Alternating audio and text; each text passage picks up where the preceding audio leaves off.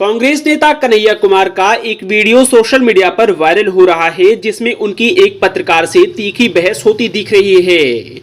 Video में कन्हैया पत्रकारों से घिरे दिखाई दे रहे हैं। इसी दौरान उनसे लेफ्ट और कांग्रेस को लेकर एक सवाल किया जाता है, जिस पर वह खफा हो जाते हैं और पत्रकार को बीजेपी का एजेंट बताने लगते हैं।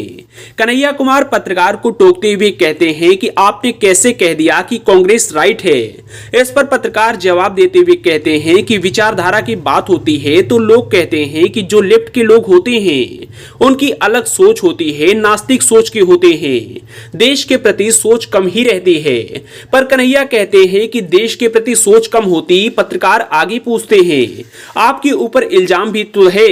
इस पर कन्हैया कहते हैं कि इल्जाम तो किसी पर भी लग सकता है। आपको गधा बोल दूं तो गधा मान लेंगे, सब लोग इन्हें गधा कहिए, अब आप गधा हो जाएंगे।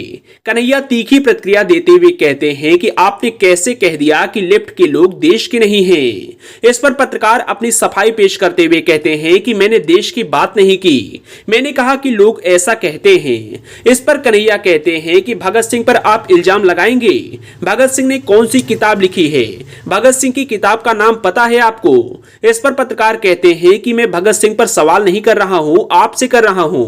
जेएनयू के मामले में भी आप पर आरोप लगे थे।